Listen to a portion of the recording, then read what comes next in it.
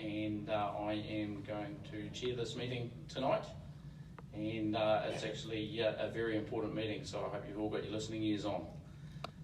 This meeting is represented by both the Taxpayers Union and Federated Farmers, and we have Jordan Williams from the Taxpayers Union and Mark Hooper, a board member from Federated Farmers, to speak about this very important subject from the RMA. But a few housekeeping rules for a start. Obviously, in the line of an emergency, we in an orderly fashion follow the exit signs out into the main car park. Toilets and lavatories are just out the door on the left. And cell phones, if you could all have them turned off, please, so we can all intently listen and not miss anything. So yeah, without further ado, I'd like to introduce the first speaker tonight, Mark Hooper, and yeah, keep your ears open.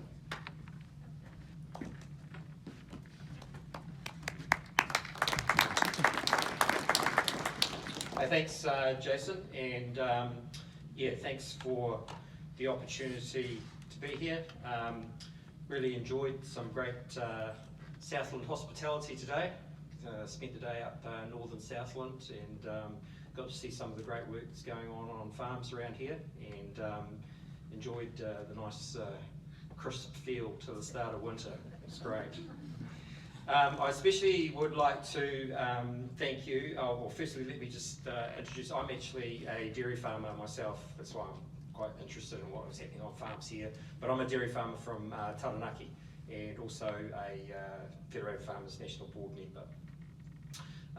So yeah, I do want to thank you for taking time to come out tonight, and it's really good to see a great crowd and to discuss this, what is a very important issue. And in fact, we would say it is probably the most important law change that's happening in our country right now.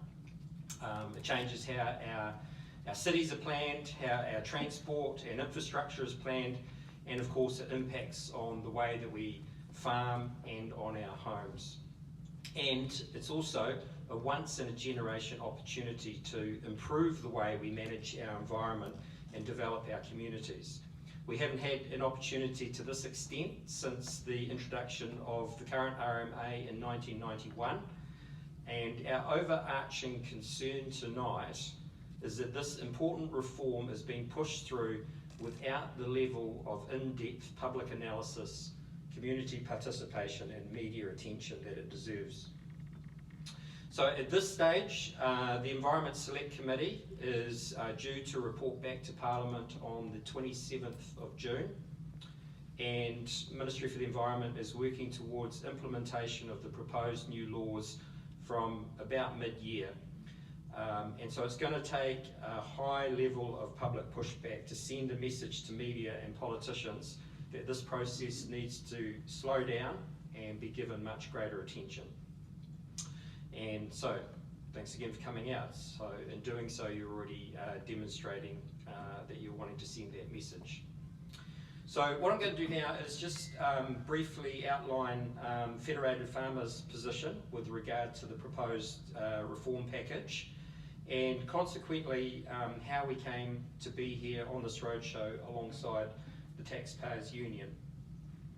And then I just want to cover off some of the fundamental flaws of the proposed bills and some of our high-level concerns. And one of those concerns is, of course, around the regional planning committees, which we're going to cover in a little more detail. All right, so first of all, just so you're all aware, we're talking about the Natural Built Environment Bill and the Spatial Planning Bill. These are the ones that the Select Committee is currently addressing and will be reporting back to Parliament on shortly. And these come as a full replacement ultimately for our current RMA. So firstly, as some of you might be aware, the government gave us a mere 51 working day window over the summer break to make submissions on 850 plus pages of proposed new law, which that in and of itself is somewhat indicative of the problem that we have here. And so the first big call we as Feds had to make was whether we were going to be straight up and call for the respective bills to be withdrawn and recommend that officials be directed to return to high-level consultation on how the resource management system can be successfully reformed. Now, if you're even a little bit familiar with what is being proposed and the wide scope of concerns raised from a huge range of submitters, that may seem like an easy decision to make. But what we had to consider was that Federated Farmers has been calling for RMA reform for a long time. We have a situation where the current RMA processes have become way too costly, too time-consuming and too unpredictable, and also the process to write regional plans can stretch on endlessly. And so both Southland, yourselves here, and Waikato been examples, I think both been in their 7th year of their plan-making processes. Now, in addition to that, it has taken 5 years already through the Randerson review to get the proposed legislation to where it was late last year, and it's been an issue that successive governments have failed to address. So the question was, do we support it in principle and try and advocate for significant change to make it more workable, or do we call for its withdrawal and advocate for going back to the drawing board? Well, we opted for the latter. And as it happened, by chance, we were the first verbal submitters to the Environment Select Committee on the first morning of hearings. So we had the opportunity to kick the submission process off by calling clearly for the withdrawal of the bills. Now, there were dozens of other submitters, no doubt your own councils included in that list, who also were highly critical of the proposed bills.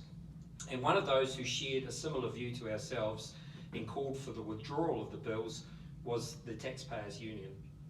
And so that's what's brought us together, as we've shared a common policy position and now share a common goal to raise public awareness and try and exert some wider political pressure on this process, and we encourage all others to join us in that goal.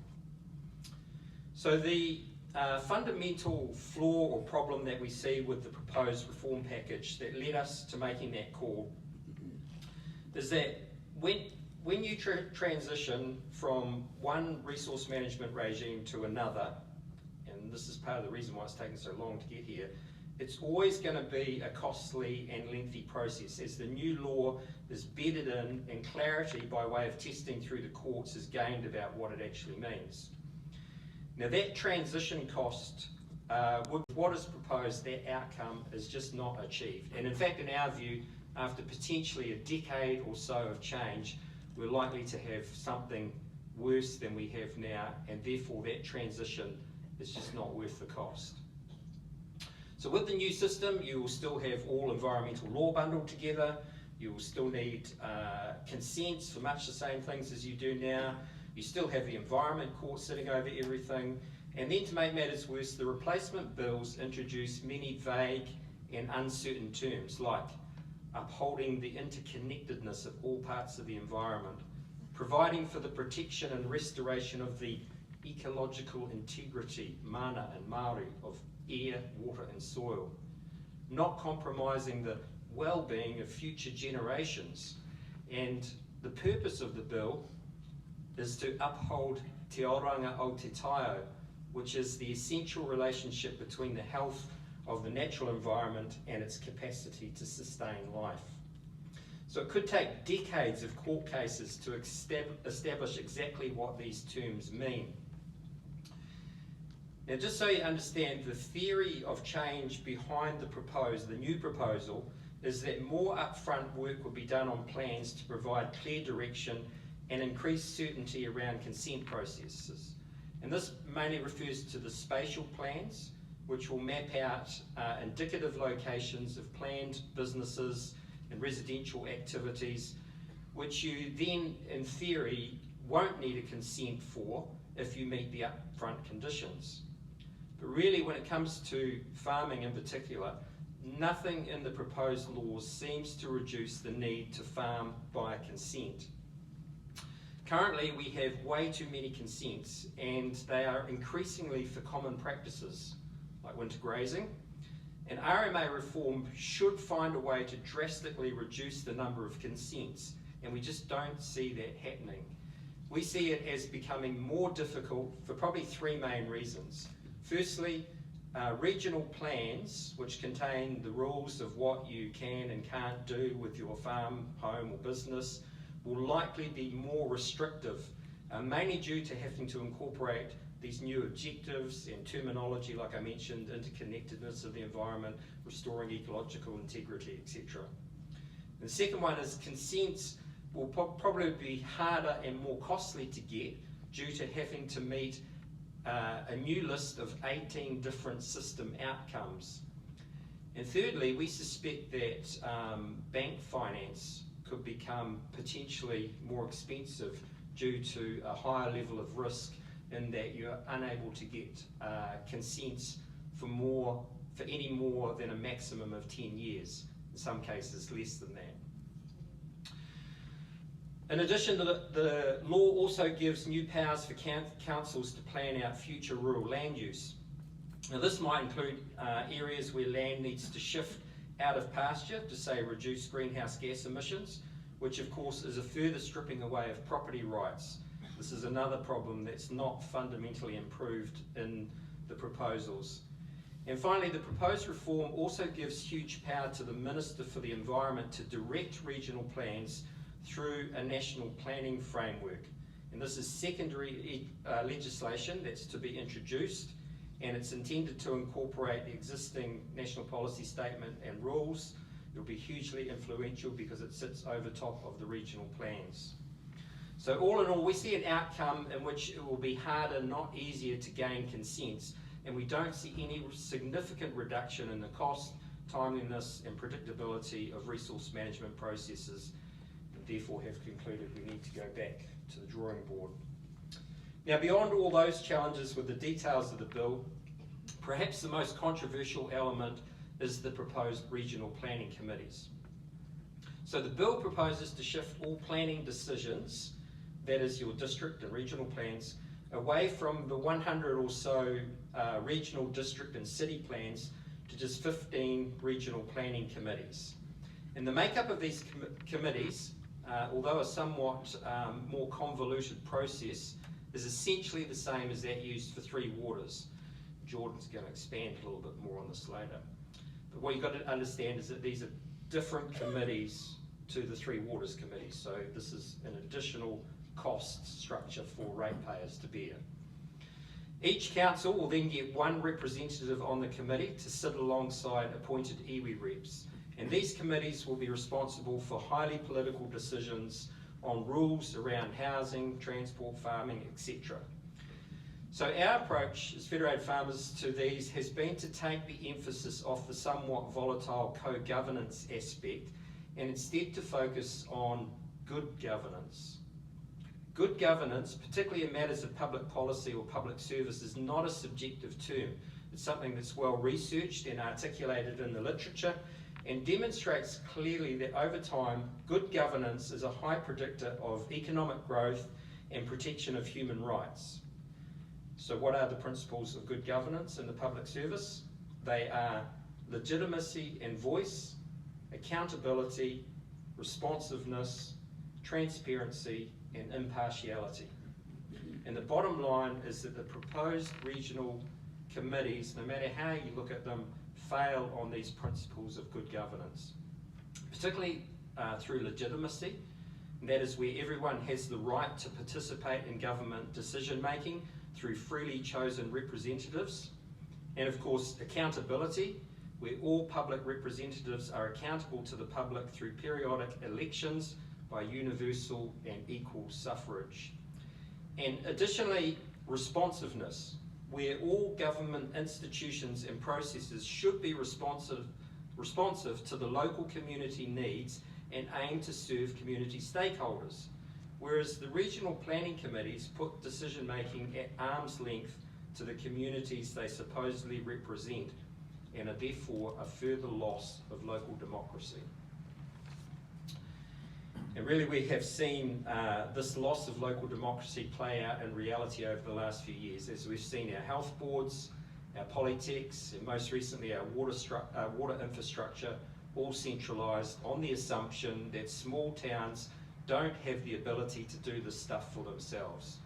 But every time Wellington takes over something, it gets worse, not better. Ultimately, this proposed RMA reform is just another wave of centralisation, not solving any of the real problems we have with current resource management processes. In the end, from a Federated Farmers position, we still support RMA reform, but we stand by a call that we made on the first morning of submissions, and that is for the proposed bills to be either withdrawn or potentially repealed, and the process to start over with plain language law that has improved outcomes for all New Zealanders. Thank you.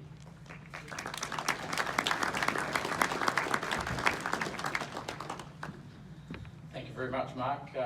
I get the added advantage of looking out upon everybody's concerned faces, so I join you with all of that for what Mark's just told us. And yeah, it is a very contentious issue that we all need to pay attention to. I'm going to take this opportunity to acknowledge Nobby Clark, the Invercargill City Council Mayor, and I believe we've got some councillors in the crowd as well, and I'd like to acknowledge you also. Nobby's joined us up here because he's going to give a view from the Invercargill City Council on this issue.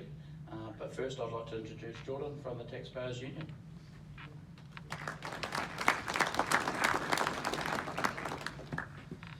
Ladies and gentlemen, Your Worship, elected members. The Taxpayers Union comes to Invercargill. The government is borrowing $1 billion a fortnight, 508 million a week right now.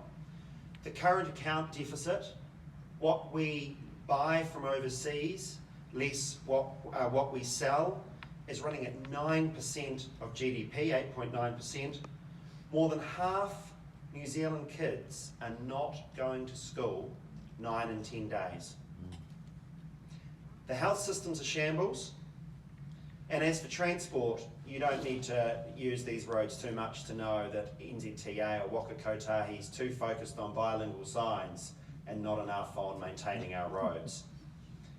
Kiwi families are paying more tax than ever before. But we're not here to talk about any of those things. We're here to talk about something more fundamental, and that is our local democracy. 12 months ago, we hosted an event here with a guest speaker was our Taxpayers Union board member, Peter Williams, on Three Waters. We had 4 messages. It would result in higher water costs, more bureaucracy, no local control, and less democracy. Well, 12 months later, we face a new challenge, and that is not the centralisation of community assets to put them in control of co-governed regional entities, but instead what you can do with your home, with your property, with your farm, and taking those decisions away from democratically elected councillors to put into control of regional, co-governed central entities. See the theme here? So we have 4 messages. The first is that higher building costs.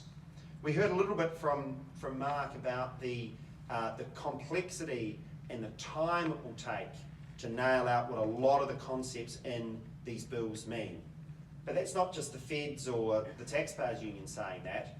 That's what the Chief Justice told the Select Committee. It'll be at least a decade before things such as what it means to uphold the mana of air, water and soil, which the regional planning committees and the consenting authorities will be required to do. I put to you that when the Chief Justice is saying this is going to be very hard and take a long time in the courts, it's going to cost you more. Secondly, it's the depth of what the plans will cover. I don't know about you guys, but I'm not a huge fan of the RMA. If you would have told me 5 years ago that the Taxpayers Union would be arguing for the RMA, or that I would be, I wouldn't have believed you. It's too many planners, it's too complex, it's too many lawyers. What David Parker has come up with as a solution is more plans, more lawyers, more planners, and more co-governance, but earlier on. It means that things that we wouldn't currently consider in terms of planning, particularly around climate change, is going to impact what you can do with your property. So that means going right down to things like the type of heating or the type of gas cooking and the like when you're building a new home, all these extra rules, these new laws, plans and laws, but decoupled from democratic accountability. For the farmers in the room, it's going to mean that you'll need consents for far more. You will have a bureaucracy that you have little control over, determining whether it's crops or livestock. Higher building costs. Number 2, no local control. The regional planning committees are subject to ministerial directives from Wellington. Again, there's no ability to appeal that, and along the side, there's also the National Māori Authority, for which the Chief Justice pointed out the constitutional disgrace of having a ministry or a part of the government review not only the minister and the regional planning committees, but even the environmental court, which sits on top. That was something a few days ago in some correspondence with the Taxpayers Union. The only thing so far Minister Parker has been willing to back down on, and he's committed to change it. The next is more bureaucracy. We've talked about the 15 regional planning committees, and I want to come back to how they're made up. They're making their 30-year plans, which effectively are laws on what we can do with our land, and they have to comply or actively promote, the word is, 18 conflicting objectives, whereas contrast with the Resource Management Act, they have to give regard to the various principles. These are binding.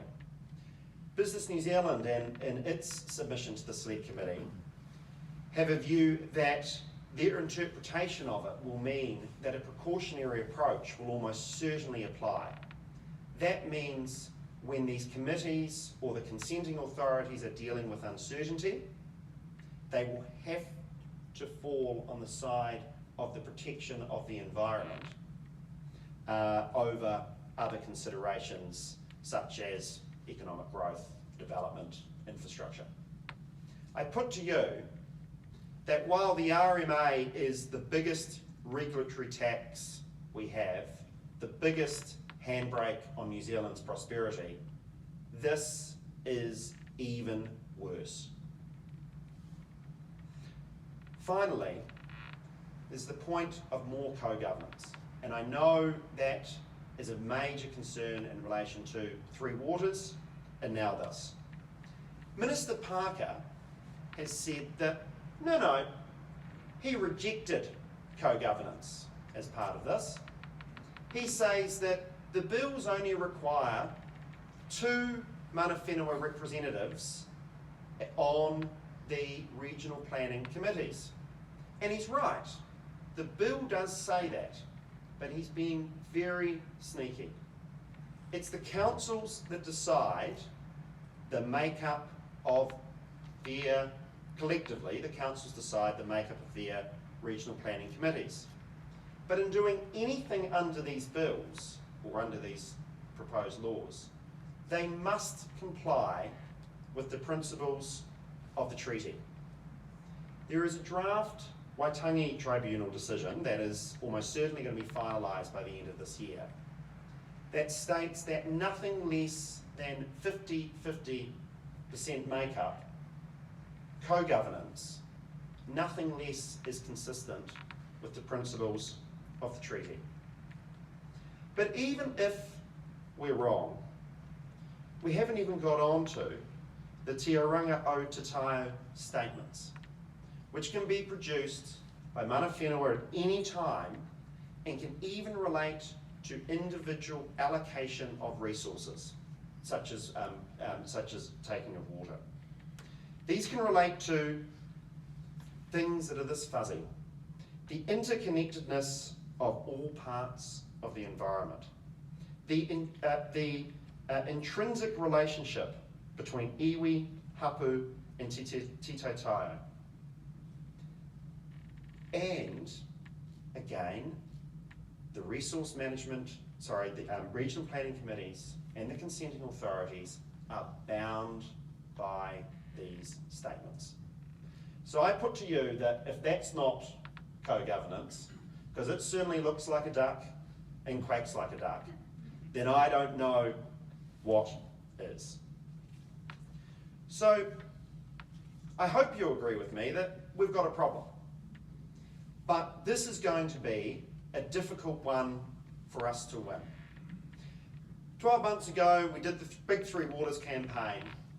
It grated our gears that tens of millions of dollars of advertising the government spent. Do you remember the cartoons on telly with the sludge coming out of the tap to convince us that, Three Waters is marvellous? Well, David Parker was taking notes because they're not talking about this issue. The fact that they dumped 800, 950 pages just before Christmas with submissions due on Waitangi weekend tells you the extent to which the government regards public consultation. Minister Parker, in an email to your humble Taxpayers Union a few days ago, copied to media, said that this was a stunt, this roadshow, and that we were much better to engage with the parliamentary process. Well, notwithstanding that we're expecting hundreds of pages of amendments at the end of the Select Committee process, there's no intention to go back to the public. There is no parliamentary process left, and what was done over the summer period. So, again, how do we win? This time round, without those advertising campaigns that grated our gears at the time, that people knew what we were talking about. This is much harder. It's hard for most people to even know what the council does in terms of planning, Resource Management Act. In fact, it's our first campaign where we're fighting something that doesn't really have a name. Stop the Natural Built Environment Bill and Spatial Planning Bill doesn't really have a good ring to it. So we've got the first challenge. On the other hand, New Zealanders understand Three Waters. I've been doing this job 9.5 years, and I can tell you that one of the absolute highlights was earlier this year when Jacinda Ardern resigned, and not that, but immediately afterwards, we did overnight polling, and we asked is who should replace her, but we also asked is what policies should the Labour government scrap? And number one was Three Waters. Out a country mile was Three Waters. Now, 18 months ago when we kick-started that campaign, we do monthly polling and ask people what the most important voting issue is. No one was saying Three Waters. And that is what an effective campaign did. And although we haven't had the policy win yet on Three Waters, or whatever Mr. Hipkins wants us to call it now, we won the politics. We turned that issue into a political stink bomb, into a thorn in the side of Jacinda Ardern and now Christopher Hipkins. And that is what we need to do with this issue. I'm travelling around the country not just to inform people, I have something to ask you. And that is that I believe the best bang for buck, the best thing we did with that campaign 12 months ago were those beautiful Stop Three Waters road signs up and down New Zealand. Because while the media didn't pay any particular attention to it until well, you know, it was already had a great head of steam. It was travelling around New Zealand last summer and just seeing the country plastered with it. They couldn't ignore us. We're selling, my colleagues down the back, Connor's just arrived from Wellington, our Deputy Campaigns Manager, Regan over here, who is one of our student interns. Ollie has the best job at the Taxpayers Union. He's our investigations manager, so if you see government waste, tell him, and he's the one that sniffs it out. You might see it in the media in a few months. And James, also down the back, one of our researchers. They will sell you one of these beautiful hands off our homes, big banners for $50, or you can order these Stop Central Planning Committees. Does this look familiar? Because we need to connect this issue to Three Waters. And the little cornflute signs just down here for $20 as well. We can only win this with people power. We were doing the monthly polling, and which, you know, the Taxpayer Union Courier poll, and we were monitoring every month the support for Three Waters, and it changed dramatically. The government tried to push more money into advertising. It didn't really impact it much. Recall what we did last year with Three Waters is we turned it into the local election issue. We had councillors up and down New Zealand elected on a platform of protecting local democracy and stopping Three Waters. But the public opinion changed when the mayors of Auckland and Christchurch got up and took over the leadership. We created the parade for the politicians to come and lead. And that is what we must do again. Similarly with the National Party. When we were down in this part of the country on the Three Waters Roadshow, the National Party spokesperson, no, I can't see any Nats in here, but if Penny Simmons here, I apologise in advance. But they all got up and they said, we're going to scrap Three Waters. And then someone would inevitably ask, will the replacement have co-governance? Oh, didn't know, can't answer that. It took until Tauranga. It took until three quarters through the roadshow, we forced the National Party and its leader to commit to that answer that you'll hear them answer to this day. We're going to scrap Three Waters, and what we replace it with won't have co-governance, because we don't believe co-governance results in better public services. That's what gets us up in the morning in terms of changing the political centre.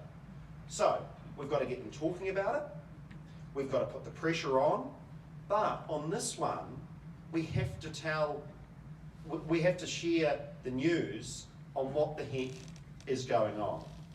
So, this is where you come in.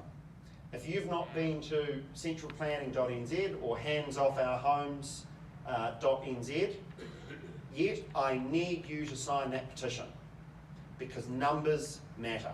We are in the business. In the business of changing hearts and minds and changing policy with people power. We need the people power. The second thing, did I mention the sign? You can buy a beautiful big sign for $50, a little one for $20, before you leave tonight. There's also copies of the petition that we'll hand around or at the back. The final thing we're doing is we're asking, and I'm going to ask Mayor Clark shortly, we're asking community leaders that are radical like us, meaning that we're Democrats, to sign our democracy pledge. We call on the Prime Minister to protect local democracy and scrap the government's proposed replacement to the Resource Management Act, and we're taking that around the country. I just want to say, it is unusual for the Taxpayers Union to share a stage and team up with leaders in local government. I mean, we spar a lot with the councils, with the greatest respect. They're not the biggest fans of us in the council chambers when, I blame Ollie, is exposing the government waste. But this is so fundamental. There'll be people in here that lean perhaps to the left. Maybe you believe that I disagree because the failure to understand the Cold War, but you might believe in planning. You might think that 30-year plans and government bureaucrats figuring it all out is just, that's the way to run New Zealand. You might be hardcore libertarian and think there shouldn't be any plans or should be based purely on property rights. Well, that doesn't really matter what's end of the pendulum you're on there, because we're here tonight to ensure that wherever you sit, the people making those decisions should be democratically accountable to us.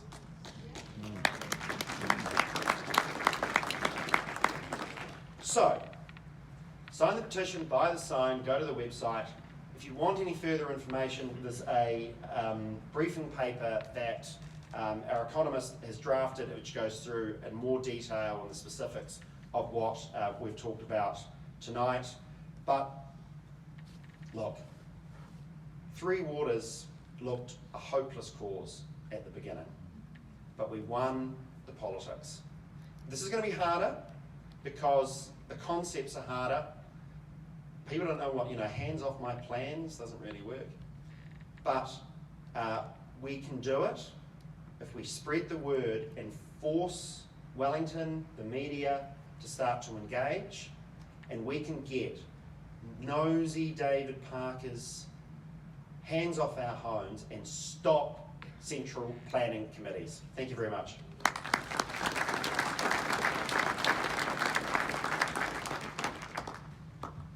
Thank you very much for that, Jordan.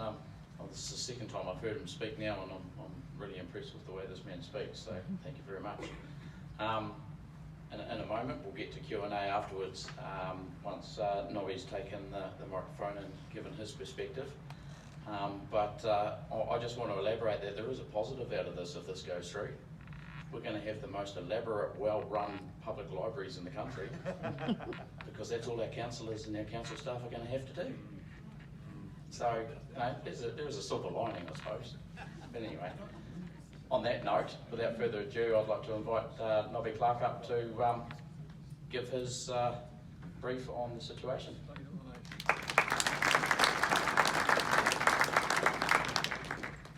Some bit of housekeeping for me, I guess, to start. We've got, as I mentioned before, we've got two councillors here, but we've also got one of our parking experts here. So if you've had any problems with their parking machines recently, I'll point him out later on, or you'll probably see him running away very quickly. Look, I think there's a much wider picture than what's been portrayed by previous speakers. I've had the benefit of about 40-something years, and most of that time, or 50 years now, has been in the public sector. So what I've been able to observe is two or three things now that are impacting on all of this. So one thing is that the influence of Treasury is very important. So Treasury by nature likes to hold the public service accountable for the tax dollars they dish out. And if you go back, and I see probably the average age in this room is probably, I'll be generous and say 60, that you'll remember we used to have very big, large government departments, and I was part of that. Works and development were huge, education, health, and so on. They ran everything out of Wellington. Treasury at the time couldn't hold those big departments accountable. So what they did is they broke them down. And so one of two things happens. One, the government then got split up into what I call silos.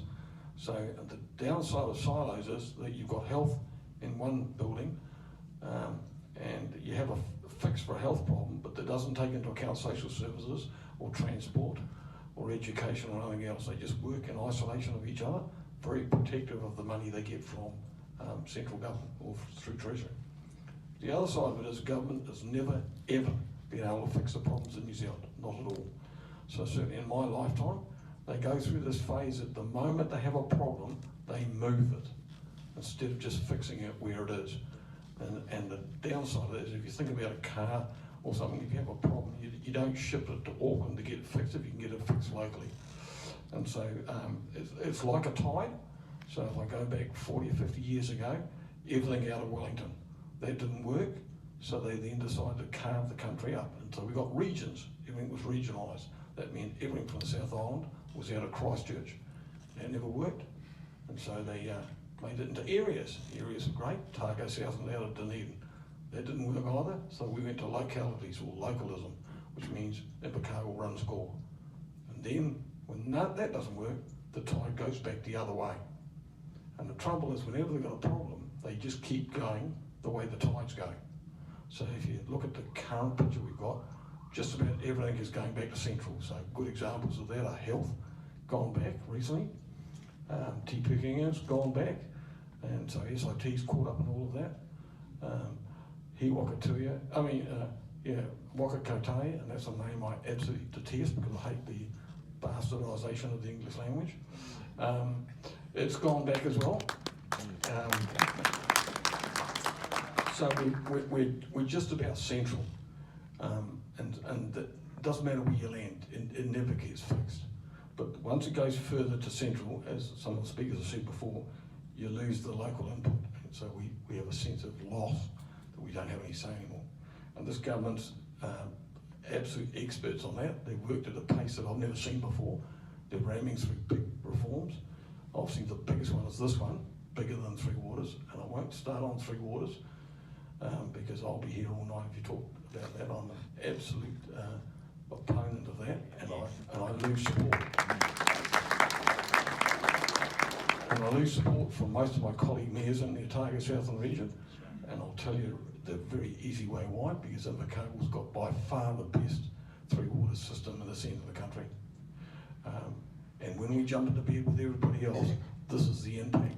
So if you live on a rural road, and by the look of some of you people, you probably do, if somebody said to you, actually you're not going to have your the mortgage on your farm anymore, you're going to jump into bed with everybody else that's on your farm road, and we're going to combine the mortgage, and then you'll pay off a quarter or a fifth of that, depending on how many houses are on the road, you'd tell them to sod off, because somebody would be at risk of paying a whole lot more when they've done well in the past, and that's what we have with Three Waters. So just to give you a quick example of that, in the Otago Southern region, there is a council that's smaller than us in population, so we've got $14 million worth of debt on our Three Waters. They've got 160 million. So you don't have to be a rocket scientist to work that when we combine with them, our share of that debt, given that another council in there's got 140 as well. So two councils have got 300 million worth of debt between them. So they haven't done well. They've got the results, but they've paid through the nose. And when we combine, we'll pay through the nose as well. So I'm strongly opposed to the issue of centralisation. It doesn't work well for us. The other thing you look at is we have these debates with the farmers all the time, and I've been in part of that debate around dairy farming in particular. But the bottom line is, you don't have to be too smart to work out if we could wave a magic wand and get rid of dairy farming tomorrow. Some would say we get rid of pollution. But the bottom line is, where the hell do you think they're going to make the cheese and the milk if it's not here? We're the most productive and most efficient farmers in the world. And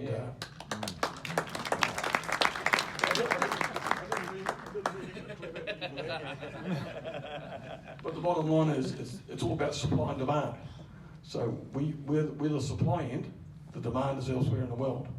And so if we suddenly dropped off the end of the world and didn't do any agriculture anymore and could convert overnight to aquaculture, for argument's sake, if we could do that, there's still a demand for dairy products and for protein. And so they'll just make it somewhere else that doesn't have the skills that we have at this end. So I guess that's my little wee speech on that part. This current bill is just another Three Waters, if I'm honest. Rushed through at 1,000,000 miles an hour by a left-wing woke government. I've heard the Taxpayers Union say we need to lobby and do hands-off homes and sign petitions. Look, that won't work, I'll tell you now. What works is we vote out Labor next time round. That's the bottom line. I get away with that because I've voted Labor just about all my life. I've worked in social services, but it's come to the stage with their pandering to the Greens, and even more worse now to their own Maori caucus. It's just dug us into a rabbit hole we'll never get out of. And I get a few enemies in the world of Maoridom for saying this, but it's the truth. And so the sooner the party votes go back to national or go back to ACT, which is where they went from, and my take of the last election, the election before, was too many farmers gave away their party votes Yes, they did. I've seen the stats. They gave away their party votes, not their electorate votes, their party votes, across to Labor on the assumption that if Labor got a majority, they would keep the Greens out. Well, you didn't have to be a rocket scientist to know that any government wants to have somewhere to park up the environmental vote, get somebody to do environment and climate change. No Labor MP wants to do that, so you give it to the Greens. It's theirs, it's their bread and butter. So that movement of those party votes did us a lot of damage.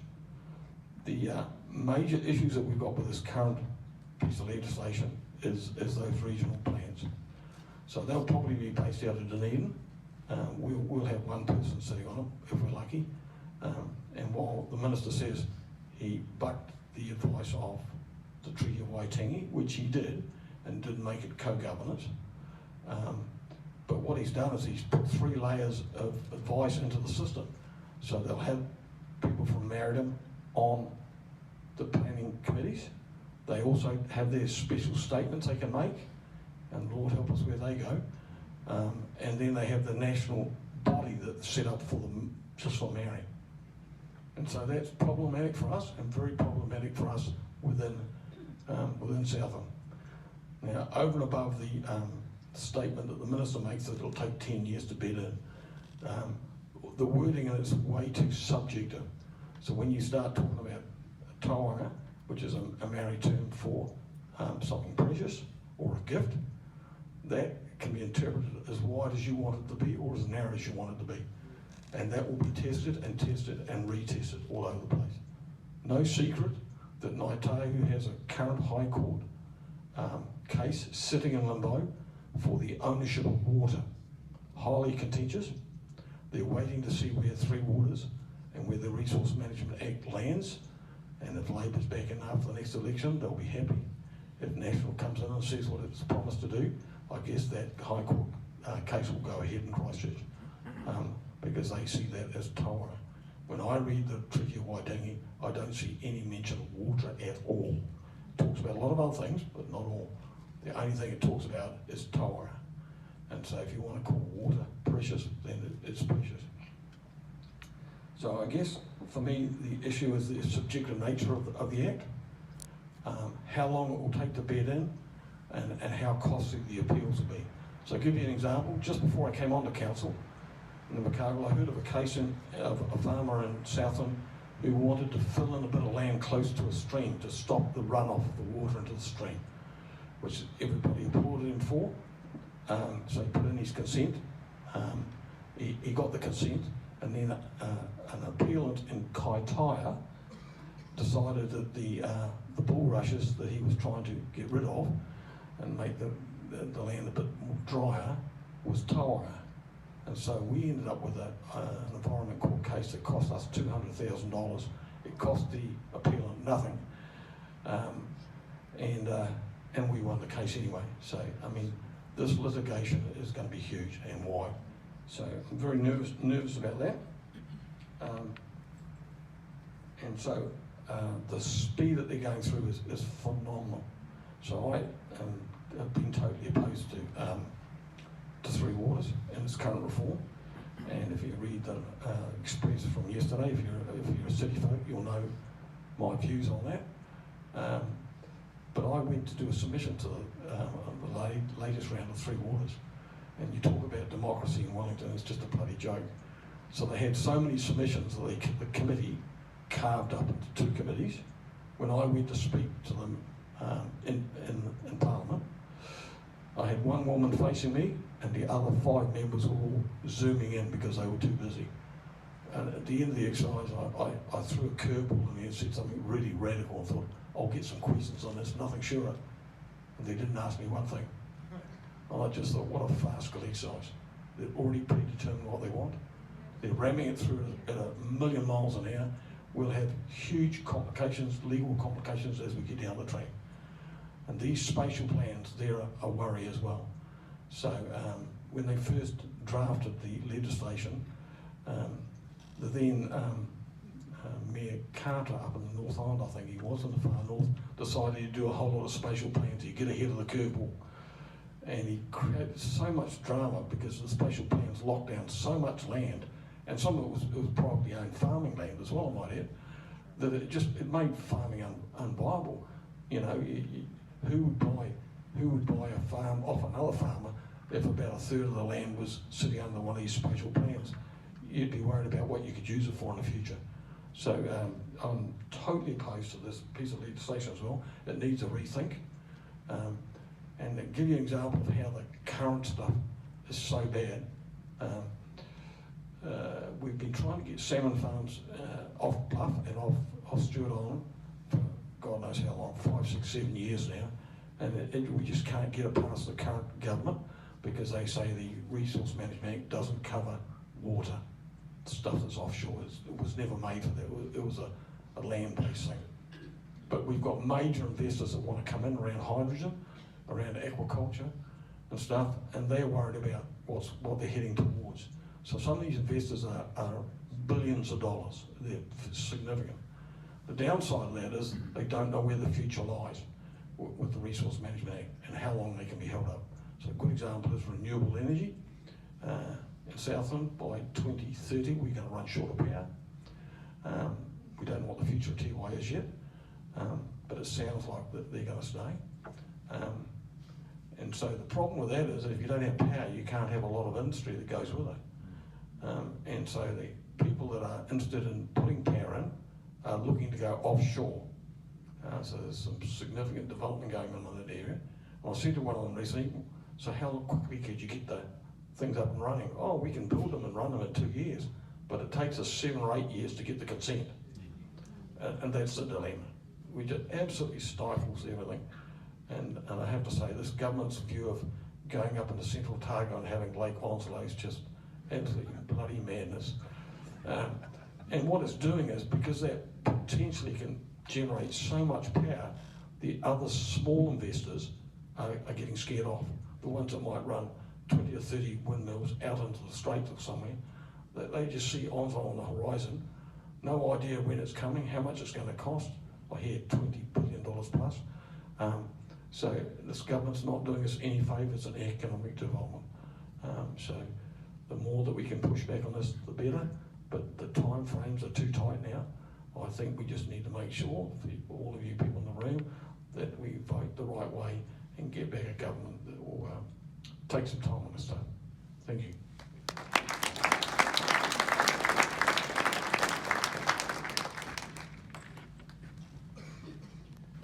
Thank you, Nobby, for your directness and honesty. I'll just stay for the record that Federated Farmers is apolitical. I won't share my views. But first and foremost, what more of our rights have to disappear before everyone stands up and says enough's enough? And we've heard that slogan a lot in Southland lately, haven't we? So, you know, I'll stand with anybody that wants to stand up against poor regulation that's going to destroy our rights in property and private, regardless. So, but anyway, so right now we're going to have a Q&A session, and I want to invite one of our Fed's policy managers up on stage to answer anything that's, well, policy. Paul Melville has come all the way from Wellington to join us. So Paul, can you come up on stage?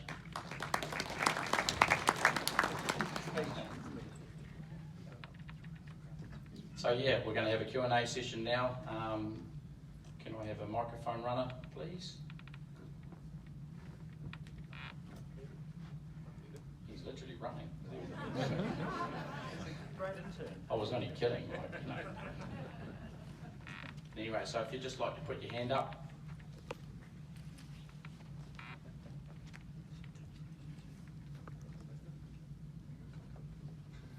Yeah, g'day, I'm Barry Stewart. I'm one of the Invercargill City Councillors. I've just written out a few things. I'm not the best of speakers, so I'll apologise for that now. I've got here, the Resource Management Act 1991 may not be the best workable solution for the local governments to abide by, but may need revamping. But I do not consider the proposed resource management structure will be an improvement.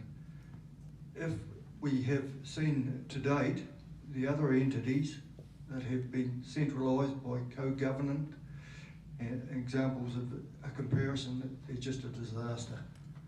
So this current government appears to be determined to take decisions making away from elected officials and local and regional councils to set up centralised, racially divided co-government plans. We have already experienced in Southland on our own high performing local Southland ITC,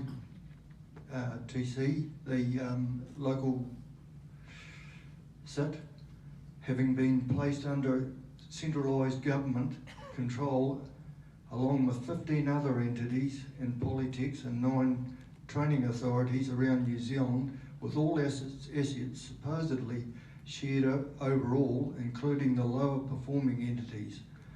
Financial losses are already being felt by that one. The same thing has already been done with regional hospitals, who are now under the banner of, excuse my language, Te Waka Ora, and we are seeing some financial issues being recorded there also, since they've been centralised and co-governed. I am sure I don't need to mention the fiasco with the Three Waters. Nobby's already been through that one. I see in today's paper, the Otago Daily Times, that the government is setting up a single news regulator, which is just another example of communist agenda to censor everything the public can see, read or hear.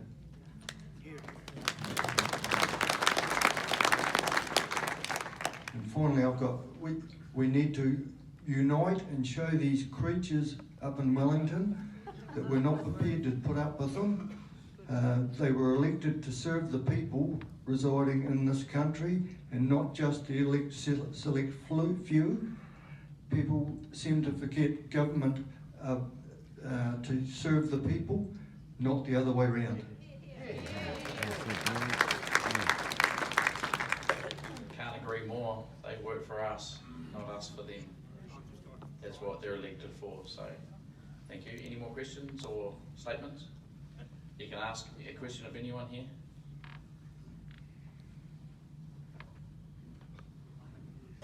Hi, my name's Lana Barrett, and last time, a few years ago, I was actually at the long-term plan of Southland District Council. And Southland District Council on Environment Southland are currently spending $40,000 per week on SNAs, and they have been for a couple of years. Now they passed that these 3,500 farmers won't get the reports for the next 2 years. But what's even worse is in the long-term plan process, in the debate that we had with our former mayor, Gary Tom, he stated that these landowners were going to get the bill. So they've got thousands of dollars coming for those landowners and they have no idea. But that funding should be stopped, and it can't be stopped because our council only has we don't have annual plans. There's no consultation through that process, and we only get to speak to our council once every 3 years through the long-term process or the long-term plan. So I hope that many farmers this time will actually be hitting that council's office, because the amount of money that they're actually going to end up putting on our farmers is a 265% rates increase, and that's got to stop. So I hope this helps some of you buggers here, because I don't want to see our farming sector rated off our lands through stupid things that our council are actually working together to put on our young farmers. That's all I'd like to say. Thanks.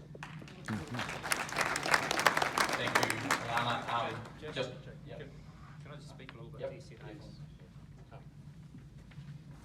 Yeah, look, I'm not exactly sure where your local council is at with the SNAs, but It's worth just kind of explaining some process there, because the recognition and implementation of SNAs is through local councils, and they will be incorporated or identified in some way through your district plan. And at the moment there's quite a lot of confusion around SNAs and quite a lot of concern about them. But what the government is doing is waiting to come out shortly is a national policy statement on Indigenous biodiversity. And so we'll be looking at that quite carefully, because we need a greater, one of the big problems with all of this is it creates uncertainty, and that's what you've kind of just described there, is a level of uncertainty in terms of what I can do with my land.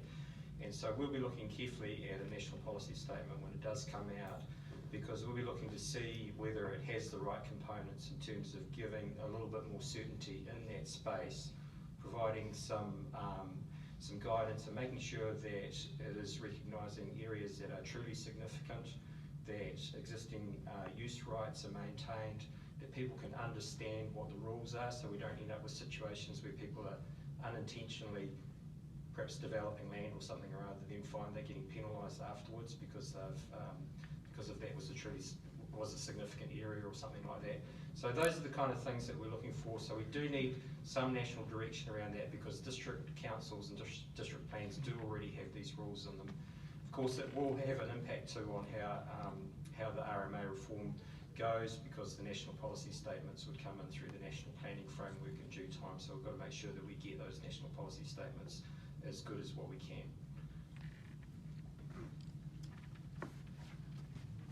And also, I just want to respond as well to that, and just remember this is why we're all here, because of what's coming from central government and our local councils, because I work a lot with ES, being involved with Federated Farmers. These guys are just doing as they're told. Everything's coming down from central government, passed through legislation and regulation under disguise of something else that we don't even know it's happened, and then it gets passed down to the local and regional councils to implement it. Okay, so we need to be putting our pressure on central government, 100%. And I can't speak for the farming sector, but there are some issues around the way councils operate. So Rangi's going to close his ears for a few minutes, because he's my infrastructure chair, and he probably won't like what I'm about to say. Look, I think these 30-year plans and 10-year plans are just a waste of paper and a waste of energy. I defy anybody in this room to remember back where they were 30 years ago, and to come forward. There's just so many variables that it's just not worth doing. When I came into council 4 years ago, 3.5 years ago, feels like a lifetime. We had a plan, a 10-year long-term plan, 10-year plan. The very front end had 4, maybe even 5 things that we're going to deliver. We delivered one of them, which was a nice hydro slide down at the pool, and the other 4 we didn't even start 3 years later. And so they're not worth the paper they're written on. We need to go back to basics, and what basics should be is give us a 3-year plan, and then have an annual plan that tells us what you can deliver. And if you can't deliver it, don't put it in the plan. So then we can hold you accountable. So at the end of 3 years, if you haven't delivered, we've got the power to vote you out.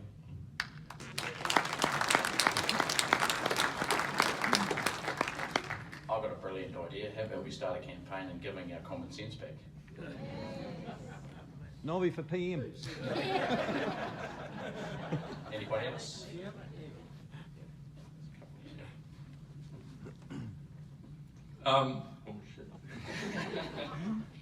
If you were we're talking about how crap this current legislation is, but if you were to replace the RMA, well, I mean, I don't like it either, but it's a really hard question to answer, so I'm just kind of wanting to hear some points on that.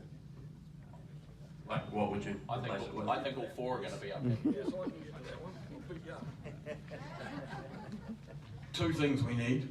We need to have a speed, so that people wanting to consent work or to maintain consents don't wait years and years and be open to massive litigation. So speed's the real critical thing. And the other thing we need is localism. so we need to have local people make decisions. It can't be that hard to write some legislation that falls into those two categories.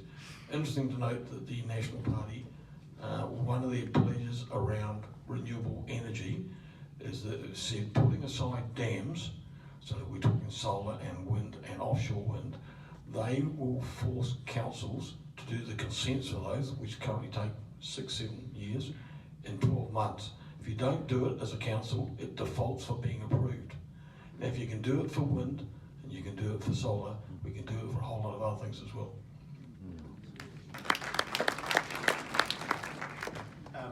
Three answers to that question.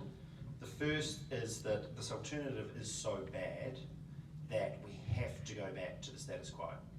And that's the goal with respect to what the Mayor said about, it's only the election that counts. Actually, the big fight is to get this put on Chris Hipkins' policy smoke screen, at least so it is parked until post-election, because then it's a heck of a lot easier to start again than unwind.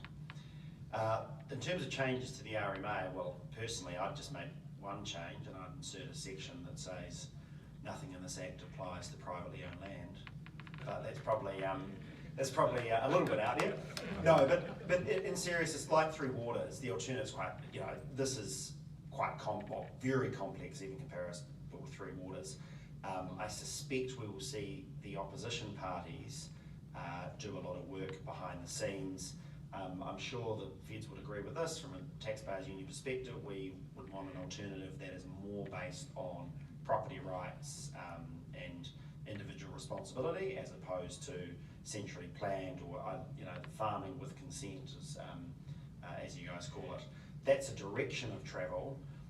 The problem is this goes right back to the Randerson report, a retired judge, that, and I'm not exaggerating, that his solution to the RMA is too complex, everything takes too long. His solution is more lawyers, more planners, more married a bit earlier. We'd say no, the other direction.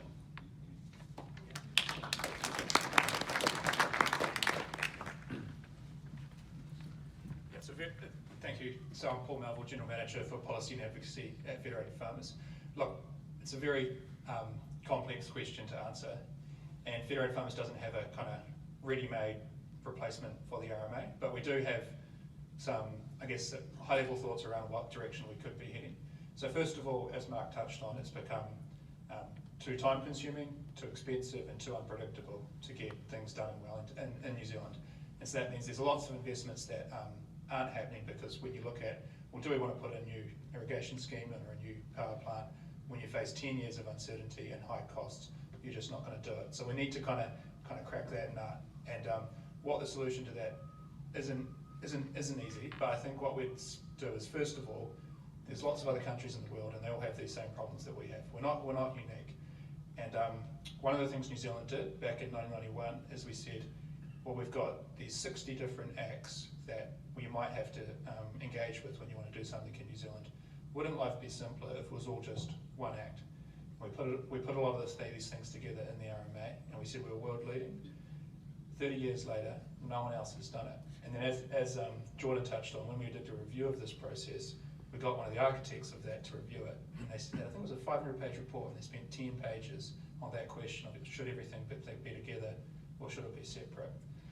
And so it's what happens when you put it all together?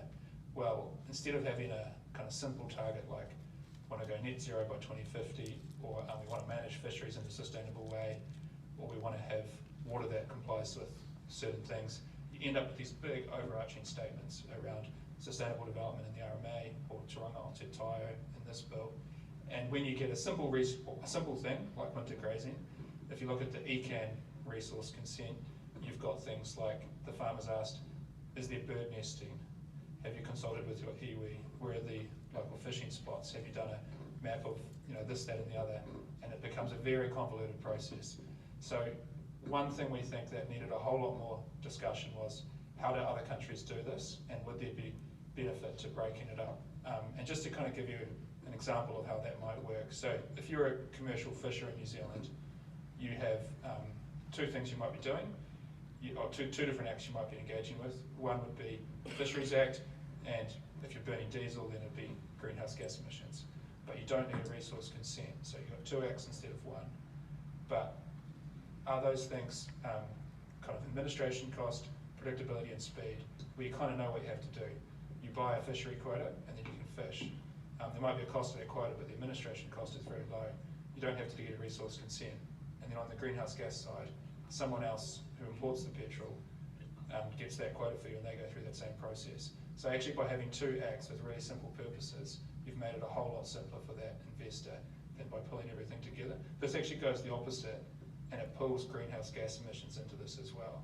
So if you're wanting to do an irrigation scheme now, you could get denied based on the fact that it could increase greenhouse gas emissions, that kind of thing.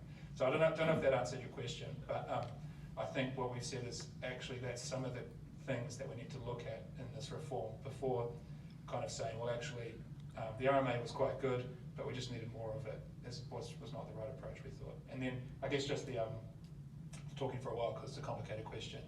The second thing to this is that every time central government tries to put more direction on local government, they open up these opportunities for court cases, because it's not as, like for example in the National Policy Statement on Freshwater it has te mana or te wai, and so then all of a sudden you get a whole lot of court cases around what that means. Whereas and it's really hard for central government to do this, if they just said regional government is responsible for managing freshwater in their region and didn't have any other complicated things around it, then you wouldn't have all these court processes. You'd have a democratic process where 12 people were elected to represent the region, they made the rules, and then it would be done. Just like in Parliament. We don't have Parliament pass a rule and then 5 years of court cases to work out whether it adheres with all this stuff. So I think there needs to be that comfort of actually, it's not going to always mean less regs, it might mean sometimes in some regions higher standards, but it's just going to be up to those people in that region to work out what they want. And I think that's what needs to happen in the freshwater space as well.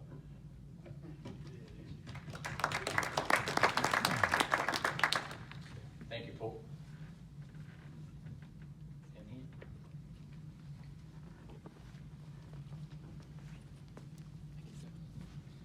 Yeah, I think if you really want to get a bit of attention, you put Parker and Putin photo up there, and that would really set things alight.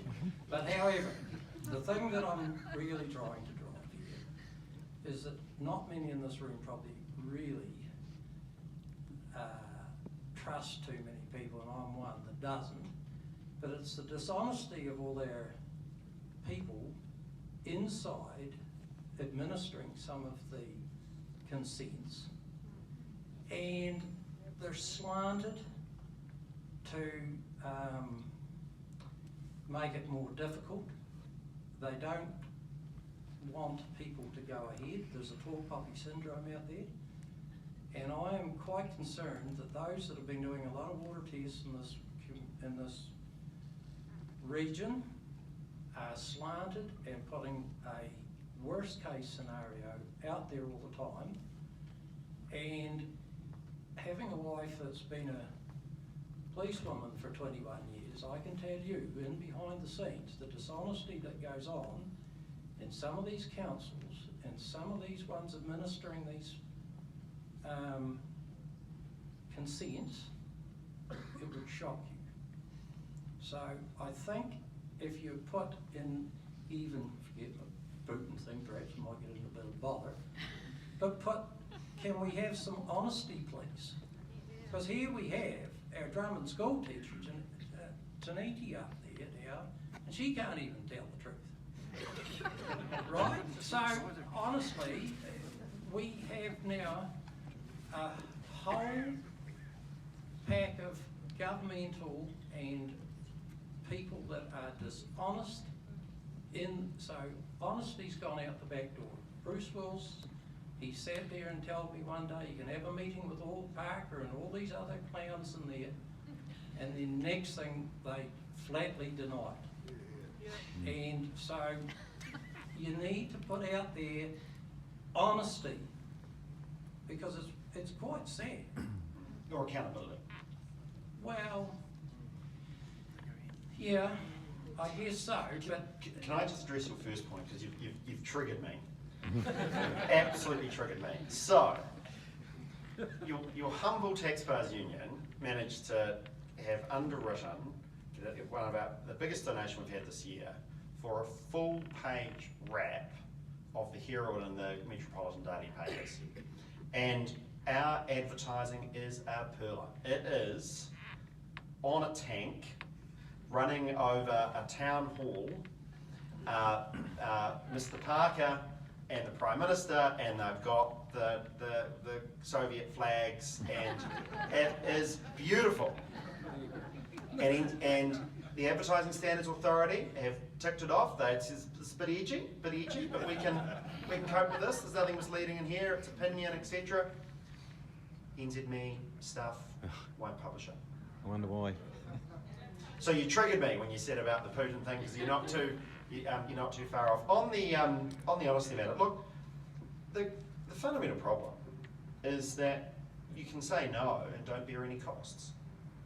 And that's the case with the RMA, for which we don't like, but this is going to make that worse. It come back to what Business New Zealand said, that when there is uncertainty under this regime, it will be no in favour of the environment. And the bureaucracy costs that you spoke about, that all rests on us.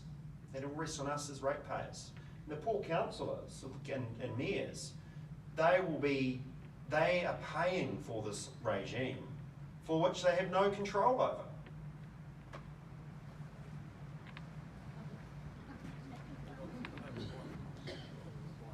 There's no accountability with politicians apart from once every 3 years. Right? That's the only accountability they have, and there's only one other profession out there that doesn't have any accountability for their predictions and their thoughts, and that's weather forecasters.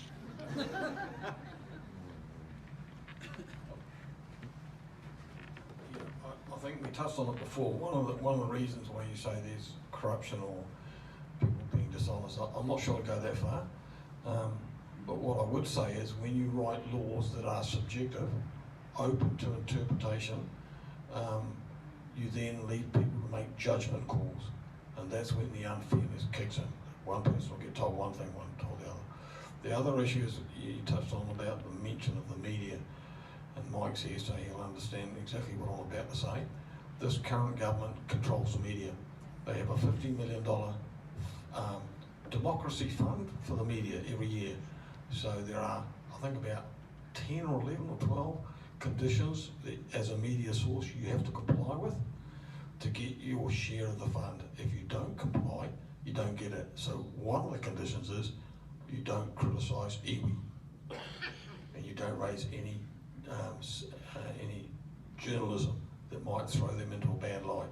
So, as an example, when we had the vaccine rollout, and Mike's going to close his ears at the moment, when we had the vaccine rollout, there was little information to tell us how well iwi picked up the vaccines. In fact, they were diabolical, but very little media, because the media was scared of losing their share of that fund, and I've had the editors tell me that. So what people have talked about, the Stalin flag on top of the tank, there's an element of truth in that, because he who controls the media controls what we hear. Can I just say, excuse me, just to hijack it, but just while I'm on media, there is one local outlet in town who's independent and didn't take the cash from the slush fund. Have you heard of What's On Others? Thank you.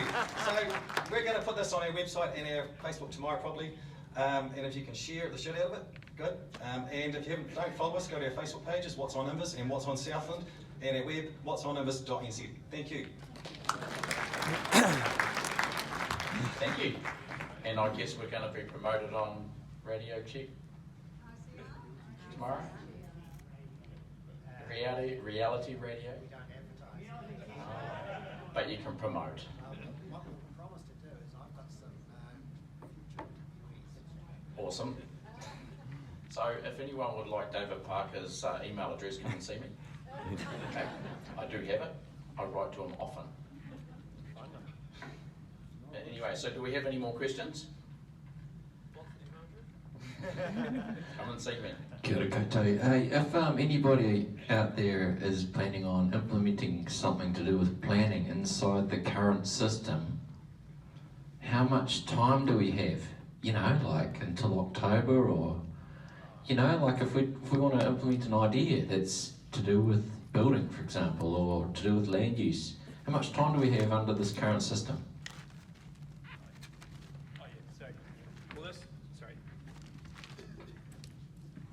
This is probably some of the good news. So with Three Waters, the politics and health reform, they were moving big corporate structures and assets into new entities, and it's very hard to unwind that and put it back without spending millions of dollars on lawyers and accountants. With this one, it's going to take 10 years to implement, not just the court cases, but there's a national planning framework that has to come in, there's a process to develop these regional planning committees, then there's the spatial plans, then there's the regional plans. And so it's actually going to take 10 years before we get to being bound by these new plans. So not to say, you know, it's not important, but I think that's good news, because it means that if there's a change in government or a change in direction, at any point along that process, a government can just put a big red mark through it and start again with some new reform. So I think you might be in the, just whispered to me that you're in the tiny home business. So this will impact you, but not in the next kind of 6-month period. Thank you, Paul. Anyone else? Because I've got a burning question I want to ask these guys. You see the same. Yeah, I'm Chris Herod. I don't know if I've got too much to say that's of relevance, but I've been really angry over the last few years because we tried to, well, we did do a subdivision. Well, we nearly finished doing a subdivision. It's taken 3 years. It's the simplest thing. All we had to do is put in a road, some power lines, and change some fences.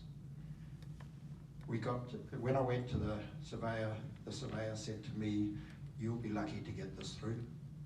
And quite frankly, she said, since we've got rid of the Southland District Council over this thing, she said we would not get it through now with the further laws that have come in. As a result of that, well, we're not finished yet. It's been with Lynn's for 3 months now. And before that, it was with Doc for 3 months, waiting for someone to sign a paper. So every time the lawyer gets in touch with Lynn's, we're told, 1 or 2 weeks with the present backlog. How do you do business like this? The Southland District Council said we had to mitigate all the visual aspects of what we were doing. So we did. And then they imposed a road on us that's 2 meters wide of any arterial route in Southland. And it goes right up the hill. You can see it from nearly Riverton. And this is the corruption that we were talking about at the front there. And it comes down to the bureaucracy that is involved. So I got angry and I stood for the local community board. And we're having a bit of fun down there. And we come across this bureaucracy. So when it came up about the code of conduct, which was a wad of paper this thick, we asked what it meant, and no one knew what it meant, so we didn't vote for it. We don't have a code of conduct. We said no. We put off the standing orders, 73 pages of fine print. And when it came up again at the next meeting, we got ourselves organised. We had the discussion, and I asked the final question of our chairman, "Are you going to vote for this?" "Yeah." "So you think it's good?" "Yeah." "Okay, please explain in a few words what's in this piece of this wad." Silence. I asked the staff there and the councillors, "Anyone tell us what's in here?" No answer. Why on earth should we vote for something that is 73 pages long and no one knows what's in it? We need to have something like that in 1 page. And then we might take a bit of notice of this thing.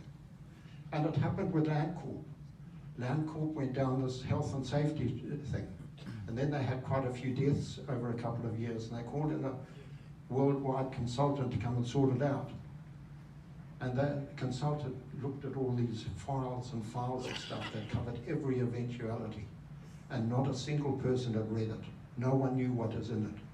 And we in a council here are in exactly that place. We've got a whole building here there full of people who do not a single productive thing except chase the rules. We have to take all of those things and pare them down to 3 pages each. And if the government comes out with a new law, fit it into 3 pages, 10 pages max. And then we will then have the common sense come to our country. So what we're doing at our little lowly level over there is we are saying no. And why are you doing this? And if someone changes a rule, like they have over the water coming out of a hydrant, we are saying if you change the rule, whatever the water regulator is called in Maori, whatever, if you change the rule, you pay. Why should the ratepayers pay? And this is what we need to do at every level. And Invercargill City Council have their issues, but I can tell you we've got ours in Southland. And every councillor there needs to start to say no. And I can tell you in our area there, our 3 councillors are not. We are fighting them all the time and challenging them. But with this, we all just have to say no at every level of society. Not going to do it. Thank you, and that's why we're here, right? Sorry, snuck off on me. But that's why we're here, right? Because it's happening all too often. Now, why was he going to vote yes? Because it was too bloody easy, right? Instead of doing what's damn right in this country. That's why I stood for feds, because I'm sick of people doing what's easy. I stand for doing what's right, doesn't matter how hard it is. 100%. That's what we've got to do. And again, I can't reflect on the country thing. I'm picking your accent is from South Africa. Oh, near enough. That's near enough. Right.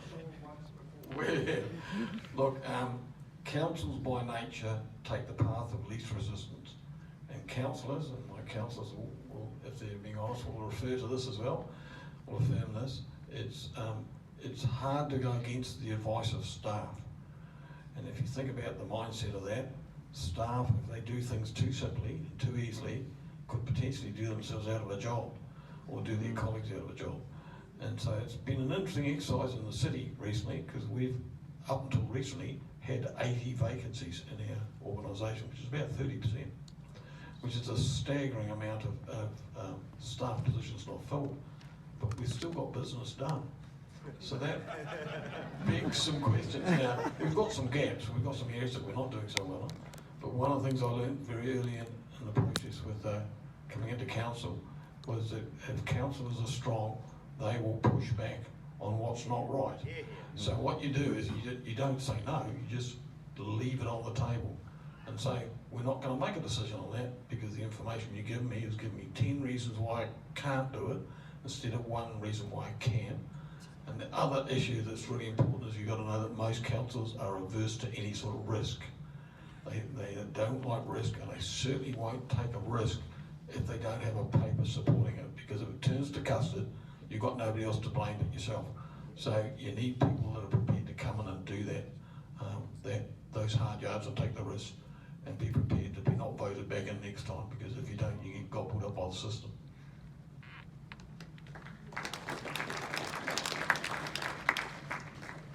Thank you, Nobby. I think it's my turn to ask a question now. I brought this one up last night with these guys because right now in the developed world, I'm not sure if any of you realise, but I do a lot of research, and I found out that New Zealand is now the lowest in the OECD and developed world for productivity. Why? Because our RMA needs reformed properly, not this dog that's currently being put in front of us. We need to cut the red tape to get shit done.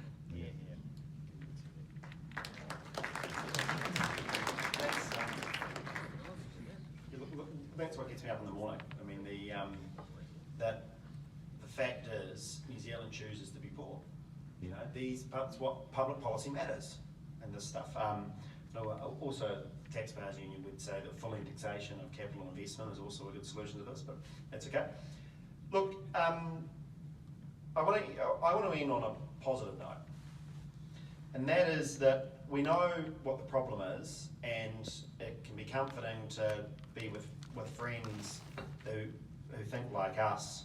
But in politics, the squeaky wheel gets the oil, and we've shown that even this government will shift when they have to.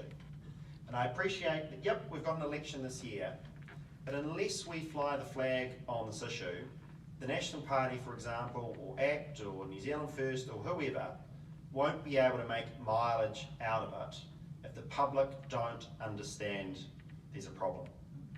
You know, the Taxpayers Union managed to force the last Prime Minister, who called climate change, the nuclear-free moment, or her generation's nuclear-free moment, we managed to get her to cut petrol taxes in half.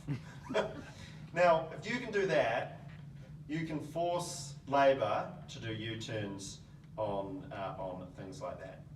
So as I look around the room, I see a lot of people here that you look like you live on roads. It looks like a couple of you probably have windows in your homes. So if you live on a road or know someone that lives on a busy road, I've got a sign to sell you. And if you have a window, I also have a corporate sign to sell you.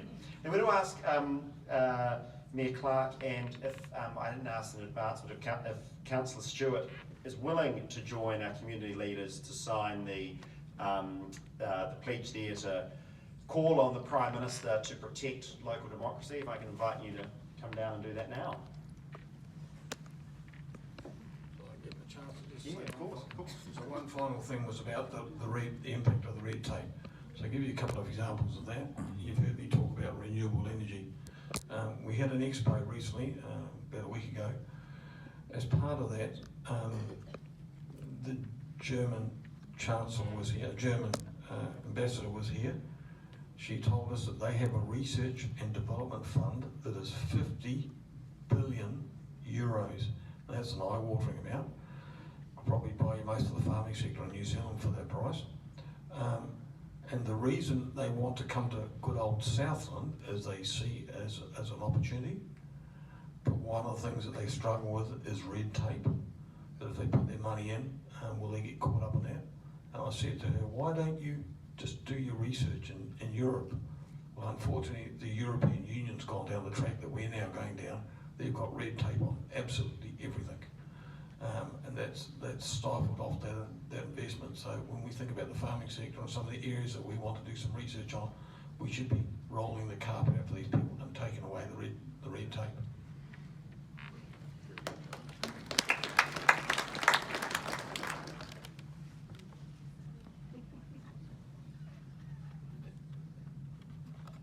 You would ask for him. Oh, here he comes.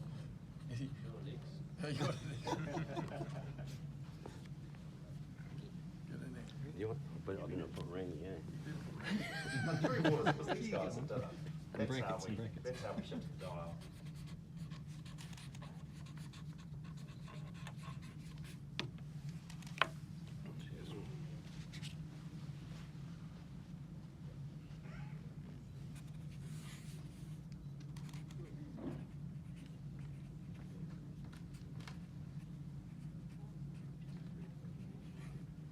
Thank you very much.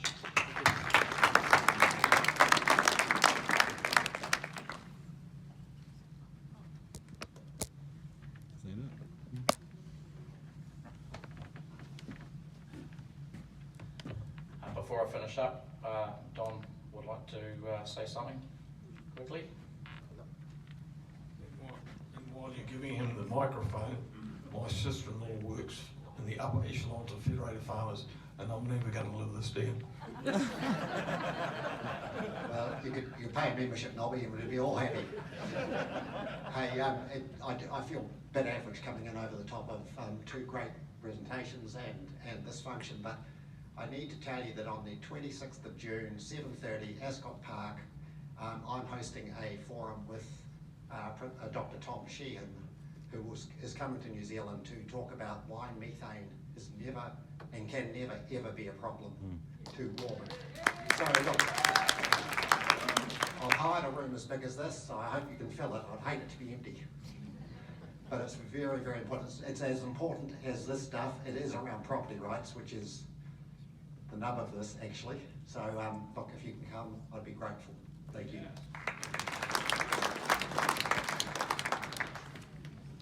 Thank you, Don. Rightio, we'll wrap it up now, but before we do, I would like to thank our speakers, Jordan, Mark, Nobby and Paul for joining us up here for Q&A, and I'll get away from that thing. And I'd like to thank you guys for coming out, because without you guys coming out and helping us spread the word about this, and that's the important part, we've got to spread the word, so word by mouth, right, in association. We've got to get this message loud and clear to the rest of New Zealand to push back and let the government know this is just not okay. It is not okay. We've got to do things right rather than what's easy or what someone believes in their own personal right to be right. Right? So, but yeah, I'd like you all to put your hands together for our fabulous speakers.